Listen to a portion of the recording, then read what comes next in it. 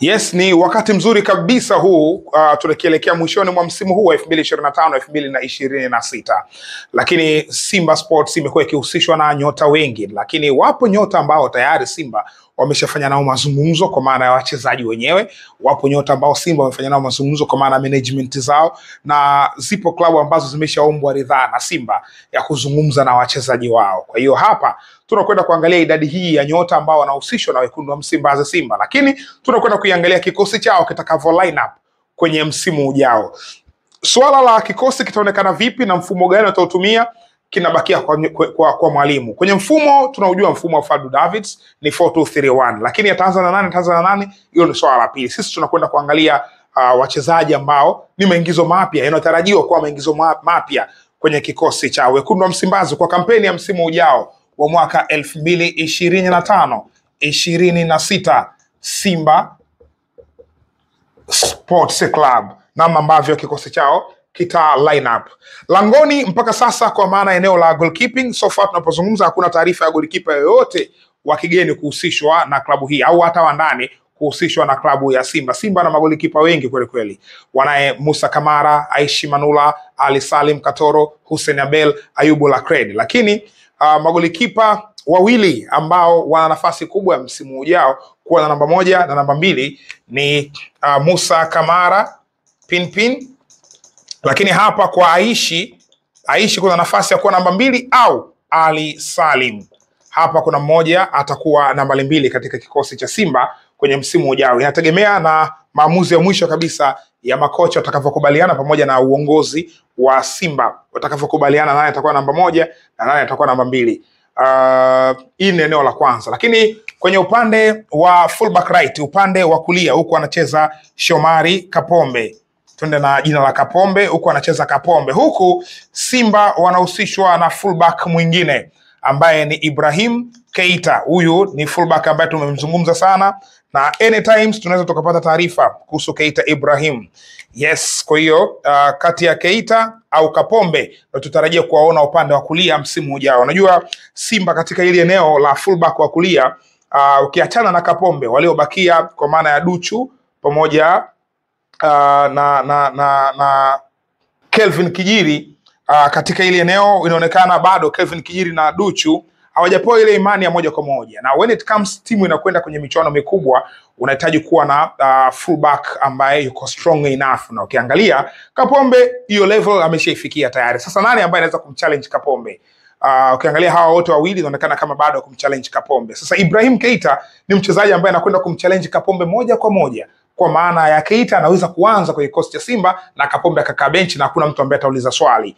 Yes, kwa hiyo hii itakuwa ni bato yao hawa wawili endapo Keita watampata Simba. Lakini tukienda upande wa kushoto, huku yupo Mohamed Hussein Zimbwe. Huyu ni captain ambaye bado inabakia vile vile tu kucheza na Noma Valentin.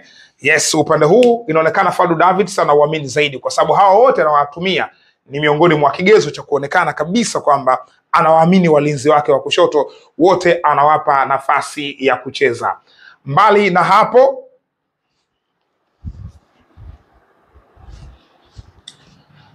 kwa walinzi wa kati kocha anacheza na walinzi wawili, lakini kulikuwa kuna taarifa pengine hii ni story ambayo ilikuwa haizungumzwi, mimi naiweka hapa. Mlinzi Shamu Karabwe, huyu ni mlinzi wa kimataifa wa Ivory Coast, katokea klabu ya Racing Abidjan. Ni mlinzi ambaye wakati Simba wanamchukua walipishana na Wydad Casablanca. Wydad pia walikuwa na nia ya kumuhitaji Shamu Karabwe, isipokuwa walidelay kwenye kufinalize hii deal na Simba wakafanikiwa kumbeba. Kwa hiyo ni mchezaji ambaye alikuwa kwenye rada za Wydad, lakini baada ya kufika Tanzania akawa anapata wakati mgumu kuanza kwenye kikosi cha kwanza. Mwisho siku Fadlu Davids akaamua kuanza na Abdurazak Hamza. Alianza na Hamza lakini baadaye akawa anacheza na Shea Malone. Sasa hawa wawili kwa maana ya Hamza na Malone ilikuwa tayari wameshajikatia kipande, wanacheza wenyewe hapa. Backup yao ndo akina Hussein Kazi hao au akina Shamu Karabwe. Lakini kwenye level sawa na hawa Shamu Karabwe, baada ya Abdurazak Hamza baada ya Shea Malone kupata majeraha, Shamu Karabwe akawa ameingia kwenye kikosi cha kwanza moja kwa moja, na mpaka sasa tunapozungumza ame rise up kiwango chake. Buzz za kiwango zimeongezeka. Maana yake nini? Maana yake ni kwamba Simba walikuwa hapa mwanzoni walikuwa nafikiria kufanya replacement ya mlinzi wa kati, yani ongeza mlinzi mwingine, na alikuwa anafikiriwa Shamu Karabwe kama hajafit kwenye kikosi, lakini performance ambayo ameonyesha kenda kufunga mipango ya technical staff ya kwenda kuongeza beki mwingine katika ile eneo la kati. So far hakuna beki ambaye anazungumzwa kwa Simba kuja kukaa katika hawa walinzi wa kati. Manake hapa anakaa na Shamu Karabwe. Sasa basi, lakini nimesema kwamba hawana mpango wa mlinzi wa kati, lakini kuna kiungo anaitwa Abdou Saidi. Huyu ni kiungo raia wa Senegal. Tumewahi kumzungumzia huyu zamani kidogo. Kiungo raia wa Senegal, anacheza klabu ya FC Benzertin ya kule Tunisia. Sasa huyu ni kiungo wa ulinzi, lakini msimu huu klabu yake Benzertin, hususan katika baada ya kucheza kama raundi 10 hivi, raundi zilizofuata mbele walikuwa wakimtumia kama mlinzi wa kati, na katika tuzo zile za Tunisia ameingia kwenye kategori ya best defender of the season katika walinzi 4 wa ligi kuu ya Tunisia, na yeye ameingia kwenye hilo kundi. Kwa hiyo huyu mwamba na yeye yupo Abdou Said katika kikosi cha Simba kwa wale nyota ambao wanahusishwa nao. Sasa sambamba na Abdou Said, hapa mwingine yupo tayari, kwa maana Yusuf Kagoma katika hili eneo. Yupo Kagoma, na nyota mwingine ambaye anahusishwa katika hili eneo pia ni Kulandana kutoka Fountain Gate. Kwa hiyo safu ya kiungo cha ulinzi nambari 6, hawa nyota watatu wanatarajiwa kuonekana kwa msimu ujao. Hapa manake ni Agustino Kejefa, pengine huenda akawa na wakati mgumu wa kuendelea kusalia Simba, lakini so far tunapozungumza mazingira yako hivi. Tukiachana na eneo hilo la kiungo cha ulinzi, tukaenda katika kiungo cha ushambuliaji nambari 8. Hapa nafasi ya kwanza yupo Fabrice Ngoma. Fabrice mkataba wake unaisha mwishoni mwa msimu huu, lakini kuna mazungumzo ambayo yanaendelea. Kwa hiyo huenda akasalia kwenye kikosi cha Simba kama kiungo wa kushambulia. But endapo itakuwa tofauti, Simba wanajiandaa na kiungo mwingine wa kushambulia ambaye ni Hussein Badamasi. Huyu ni kiungo wa kushambulia ambaye anatokea kwenye klabu ya Tupuisa Mazembe, raia wa Niger. Ni bonge moja la kiungo wa kushambulia, atakuwa katika hili eneo. Kwa hiyo endapo ikitokea Ngoma anaondoka, basi Badamasi atakwenda kureplace hili eneo. Lakini hata kama Ngoma atakuwepo, kwa quality ya Badamasi ni mchezaji ambaye anaweza kuja kumchallenge Ngoma na kuanza kwenye kikosi cha kwanza katika hili eneo la kiungo cha kushambulia. Yes, hapa pia nimemwacha Deborah Fernandez Mavambo ambaye hatujui hatima yake kama ataendelea kuwepo kwenye kikosi ama la, basi ni eneo ambalo anaweza akaofa. Yes, kwa hiyo mazingira ndio yako hivi. Sasa tukienda katika nafasi ya nambari 10, hapa mpaka sasa tunapozungumza Simba ina Jean-Charles Ahoua ambaye kimsingi ameonyesha performance nzuri sana this season. Namba zake ambazo amezifunga ndo leading top scorer. Unaona kabisa ni mchezaji ambaye atakuwepo kwenye kikosi cha Simba for the next season. Sasa competition yake itakuwa ngumu, na hili ni eneo muhimu kweli kweli. Huyu ndio playmaker. Simba miongoni mwa strength zao miaka nenda miaka rudi kuwa na namba 10 wakali.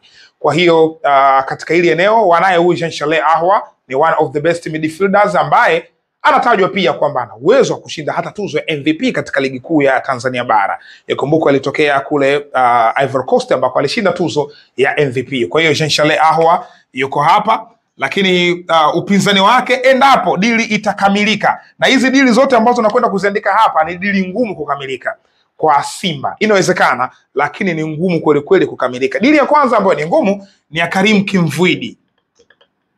Kimvuidi kwa Simba. Hii ni dili ngumu kweli kweli, kwa sababu Simba aliambiwa watoe dola 600 kwa ajili ya kunasa huduma ya Karim Kimvuidi. Ni fedha nyingi kweli kweli ambazo sidhani kama wako tayari Simba kuweza kutoa hiyo fedha. Alifanya kazi na Fadlu Davids kwenye kikosi cha Maritzburg United, lakini business yake inawezekana ikawa ngumu sana kuweza kumpata. Otherwise labda Kimvuidi avunje contract na Orlando, au Orlando wakubali kumtoa kwa mkopo, maana dirisha lililopita walikataa Orlando kumtoa kwa mkopo. So hii ni deal ngumu, lakini kama itatokea imefanikiwa, basi huenda tukaona lineup ya namna hiyo kwa hawa wawili. Lakini mwingine ambaye anahusishwa na hii ni Faisal Salum Abdallah, Fei Toto. Hii nayo ni ngumu kama ambavyo nilizungumzia juu ya ugumu wa hii. Faisal Salum Abdallah ni nyota ambaye anawindwa na klabu nyingi ndani ya Afrika na nje ya mipaka ya Afrika. Na so far tunapozungumza, klabu ambayo inatajwa sana ni Simba Sports. Ndio anatajwa sana, kwa hiyo si vema tusimweke hapa. Lakini issue yake ni ngumu kwa sababu ana mkataba na Azam, hilo moja. Lakini la pili, fedha yake kwenda kumnunua Azam, hilo ni la pili kwa maana ya fedha kubwa. Na la tatu, klabu ambayo ipo tayari kuvunja kibubu na kwenda kumchukua Faisal ndani ya Azam na tayari wameshapeleka ofa ndani ya Azam ni Kaizer Chiefs ya Afrika Kusini. Yes, ambayo anaolewa na Nasruddin Mohamed Nabi. Kwa hiyo ndio klabu ambayo inaongoza resi kwa maana ya mpunga wa kumpata Faisal. Na ukweli usiofichika ni kwamba zile klabu za Afrika Kusini kwa maana ya Orlando ya Karim Kimvidi na Kaizer Chiefs inayohusishwa na Faisal Salum Abdallah ni klabu ambazo zinatoa fedha nyingi ambazo kwa sisi ni ngumu kutoa kwa maana ya hizi klabu zetu za huku. Kwa hiyo kimsingi so far tunapozungumza mazingira yako hivi kwa hawa nyota wawili. Endapo watapata nyota hawa, Simba watapata ili booster hapa. Bwana yo Simba sijui itakuaje hapo juu. Lakini tukaenda upande wa kushoto, huku yupo Kibu Denis anacheza katika hili eneo, yupo Joshua Mutale Budo ambaye anacheza katika hili eneo, na kimsingi hawa wote wamekuwa na performance nzuri. Kibu Denis anatumika, Budo anatumika. Of course Kibu Denis kaanza mechi nyingi zaidi, baadaye Budo akaja kutake over na kuanza kucheza yeye mechi zaidi, hususan katika duru la mwisho hili inaonekana Budo Joshua anacheza zaidi, lakini hawa wote ni best players. Ukija upande wa pili huku unamkuta Eli Mpanzu ambaye season yake ya kwanza tu hii so far tunapozungumza katika ligi kuu tayari ameshafunga mabao 3 na ameassist mara 4. Iko ni kiwango kizuri kwa mchezaji ambaye ndo season yake ya kwanza anacheza. Sasa basi sijui kama coach akimpata Celestin Ekwa. Celestin Ekwa ni yule nyota ambaye tunamzungumza kutoka Ivory Coast. Ni nyota ambaye tulisha kumzungumza kwenye session hii kwamba ni nyota ambaye ana nafasi kubwa ya kuja Tanzania, lakini performance wise imekuwa bora. Amehusika kwenye goli 21 msimu huu katika ligi ya Ivory Coast akicheza klabu mbili tofauti, Zoman FC pamoja na ASEC Mimosas. Kwa hiyo Ekwa Simba wakimpata, kwa sababu Simba wanahusishwa naye pia kama ambavyo walimchukua Jean Charles Ahoua, wanamhitaji na Ekwa. Endapo watampata huyu mchezaji, tafsiri yake ni kwamba huenda akaja kumchallenge Eli Mpanzu. Sasa hofu yangu ni kwamba Ekwa ana uwezo kucheza namba 10, ana uwezo kucheza namba 9, ana uwezo kucheza katika hizi wing. Kutokana na wingi hii ya Eli Mpanzu ishaonekana kwamba ni productive, inazalisha mabao. Amehusika huyu katika, amefunga goli 3 na assist 4, amehusika katika mabao 7 Eli Mpanzu katika dirisha dogo ambalo ameliingia. Baada ya Eli Mpanzu katika safu ya kushambulia, Simba Sports wanahusishwa na Evra Agbagno. Huyu pia tumeshawahi kumzungumzia huko nyuma, ni nyota ambaye anakipiga kwenye klabu ya Al-Shlef ya pale Algeria. Yes, huu ni msimu wake wa pili huu akiwa ametokea timu ya kwao huko kwa maana ya Togo. Huyu ni moja ya strikers, ana ubavu kweli kweli, ni striker ambaye anajua kufunga, lakini Simba wanahusishwa naye na kuna progress ambayo inaendelea kati ya Simba na Al-Shlef pamoja na management ya Evra Agbagno. Nyota mwingine hapa juu ni Steven Dese Mukwala. Yes, Mukwala ni mchezaji ambaye duru la kwanza linaanza la ligi anaonekana kama nafasi yake ni ngumu kwenye kikosi cha kwanza cha Simba, lakini kadri muda unavyozidi kwenda anaonekana kuzidi kufanya vizuri zaidi. Huu ni msimu wake wa kwanza ndani ya Simba, lakini tayari so far ameshafunga 10+ goals, ikiwa ni kawaida yeye kufanya hivyo, kufunga idadi ya magoli 10+. Yes, na hata katika matangazo ya mchezo wa mwisho waliocheza wa ligi kuu niliwahi kuzungumzia juu ya Mukwala na idadi ya magoli ambayo ameyafunga katika top flight, magoli 77 mpaka wakati huu. Kwa hiyo ni mchezaji mzuri. Atakayecheza naye huku mbele ni Lionel Ateba Mbida. Ateba na Mukwala, pengine mmoja wapo katika nyota hawa wawili mmoja wapo asiwepo kwenye kikosi cha Simba. Hiyo inategemea na kocha Fadlu Davids atakavyotoa ripoti yake, na hapo itategemea pia kumpata na Evra Agbagno kwenye kikosi cha Simba. Kama ataingia, basi kuna threat ya hawa wawili, huenda mmoja akampisha mwenzie, kwa maana mmoja akaondoka na mmoja akabaki. Kwa hiyo hii ndo safu yao ya kushambulia Simba, na hii ndo lineup ambayo tutarajie kuiona kwenye season hii ya 25, season ya 26. Huu ndo mfumo ambao huaga anatumia kocha Fadlu Davids, kwa maana ya 4-2-3-1. Sasa kwenye comment section unaweza ukacomment hapo ukasema kwa booster hili unaloliona, Kamara yuko huku, Zimbo ya Unuma, Hamza, Shemalon au Karabwe, Kapombe au Keita, Badamas Hussein Ngoma, Abdul Saidni, Kagoma, Kulandana, Kip Dennis Budo, Ahwa, Kimvidi Faisal, Ekwa, Mpanzu, Agbagno, Mukwala, Lionel Ateba. Hao ndio nyota ambao nimejaribu kuweka hapa, lakini wapo wale ambao hawajapata nafasi ya kuwepo hapa, ila ni wachezaji wa Simba na wapo kwenye kikosi cha Simba, the like of wachezaji kama kina David Kameta, Duchu, Deborah Fernandez, Mavambo, hapa yupo Ladaki Chasambi, ngaje story yake iko tofauti kidogo kwa sababu anahitajika kule Scandinavia, akafanya majaribio kule barani Ulaya, akaangaliwe kama atakuwa vizuri, basi timu itamsajili. Kwa hiyo hii ndio lineup ya Simba ambayo tutarajie kwenye percentages, huenda tukaona kitu cha namna hii kwa msimu ujao. Kumbuka Simba wanakwenda katika kampeni ya Ligi ya Mabingwa Afrika, na Ligi ya Mabingwa tunafahamu kwamba huwezi kwenda kilele mama, you should have a strong squad ambayo ina nguvu ya nje na ndani, na wachezaji ambao wameanza na wachezaji wa akiba. Kwa hiyo ukiangalia hii squad ni squad ambayo ni threat, ni squad ambayo ni hatari. Backline ni backline ngumu, safu ya kiungo ni kiungo ngumu, lakini safu ya kiungo cha kushambulia pia kuna watu kweli, lakini kwenye eneo la kushambulia pia wapo nyota wazuri. So hiki ndicho ambacho ningependa kushare kuhusu Simba, na hii ndo probability ya lineup ya Simba kwa season ijayo 2024 2025 2026.